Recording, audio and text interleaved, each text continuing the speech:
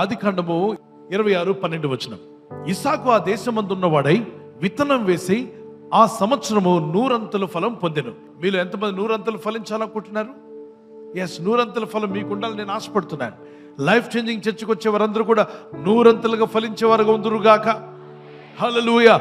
ఆంధ్రప్రదేశ్లో అయినా, తెలంగాణలో అయినా, ప్రపంచంలో ఎక్కడున్నా, గల్ఫ్ కంట్రీస్లో ఉన్న, ఆఫ్రికన్ కంట్రీస్లో, యూరోపియన్ కంట్రీస్ నుండి వాక్యం వింటున్నా, లేదా అమెరికా, కెనడా నుండి వాక్యం వింటున్నా, ఆస్ట్రేలియా, న్యూజిలాండ్ నుండి వాక్యం వింటున్నా, నువ్వు ఏ దేశం నుండి వాక్యం వింటున్నా, ఇజ్రాయెల్ నుండి వాక్యం వింటున్నప్పటికీ కూడా ఈ వాక్యములు నీ జీవితంలో 100 ఫలించాలి. నీ పనిలో నువ్వు 100 ఫలించాలి. నీ ఉద్యోగంలో నువ్వు 100 ఫలించాలి.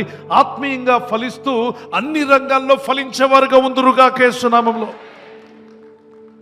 ఇస్సాకు ఆ దేశమందున్నవాడై, అంటే ఒక దేశంలో, ఇప్పుడు భారతదేశం అనుకుంటాం, మనం ఇక్కడ ఈ దేశమందు ఉన్నాం, తెలంగాణ రాష్ట్రంలో ఉన్నాం, ఆంధ్రప్రదేశ్లో ఉన్నాం, సౌత్ ఇండియాలో ఉన్నాం, లేదా కొందరు నార్త్ ఇండియాలో ఉన్నారు, గల్ఫ్లో ఉన్నారు, కొందరు ఏదో ఒక దేశంలో ఉన్నాం. అతని దేశం కాదది. అంటే మనమంతా ఈ లోకానికి యాత్రికులు, పరదేశులు. మన దేశం కొరకు ప్రార్థన చేద్దాం. ఒక రోజున టైం వచ్చినప్పుడు స్వదేశం అనే పరలోక రాజ్యానికి వెళ్ళిపోవలసిందే.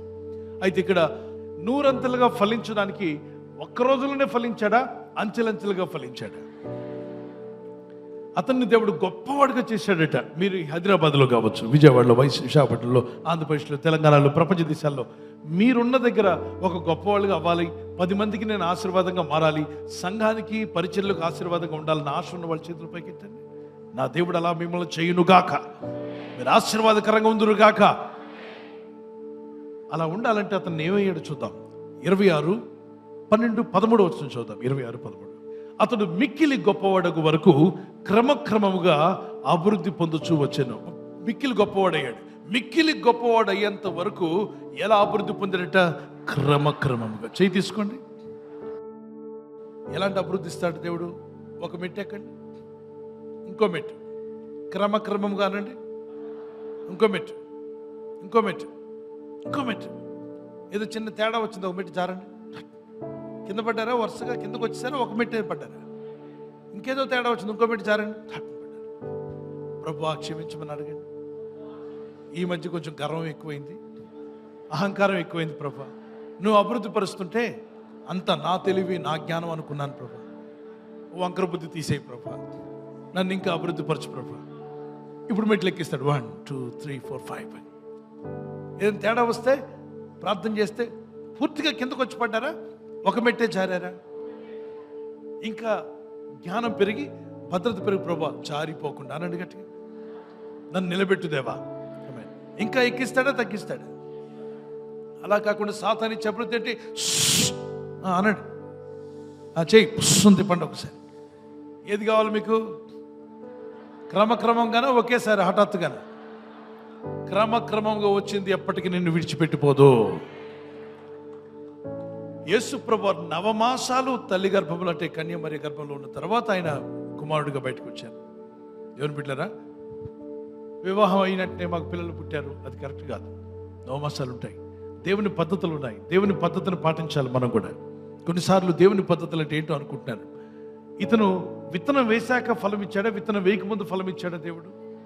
అంటే ఇతని ప్రయాస కూడా ఉందా, ఇతని ప్రయత్నం కూడా ఉందా? దేవుని ఆశీర్వాదం రావాలంటే మన ప్రయత్నం కూడా ఉండాలని మరి దేవునికి స్తోత్రం చెప్పండి. ప్రార్థన చేద్దాం. గుండెల్లో నుండి దూసుకొని రావాలని ప్రార్థన. ప్రభా నా కుటుంబాన్ని తాకండి ప్రభా అని. నేను ఫలించాలి దేవాన్ని గట్టిగా అడగండి, కేకవేయండి. ప్రభా నేను ఫలించాలి, నేను ఆత్మీయంగా ఫలించాలి ప్రభా, ఆర్థికంగా నేను ఫలించాలి, నేను 100 మందికి దీవెనకరంగా మారాలి, నా కుటుంబానికి నేను దీవెనకరంగా ఉండాలి, సేవా సంఘానికి దీవెనకరంగా ఉండాలి ప్రభా, పరిచర్లకు దీవెనకరంగా ఉండాలి. ప్రార్థించండి, స్వరమెత్తి ప్రార్థన చేయండి. Father Lord we pray in the name of Jesus. Lord, anoint your people. Anoint your people, Father Lord. Pour out your Holy Spirit. నీ ప్రజలు బహుగా ఫలించాలని ప్రార్థిస్తున్నాం అయ్యా. నీ ప్రజలు బహుగా ఫలించాలని ఆశపడుతున్నాం. ఆత్మీయంగా ఫలింపచేయండి. క్రమక్రమముగా మేము అభివృద్ధి పొందాలి, క్రమక్రమముగా అభివృద్ధి పొందాలి ప్రభా. ఆశీర్వాదకరంగా చేయము నాయన, మేలుతో నింపండి ప్రభా. ఆశీర్వచనము దయచేయము నాయన. నీ ప్రజల్లో ఉన్న ప్రతి పాపము తీసివేయబడాలి, ప్రతి శాపం తొలగిపోవాలి.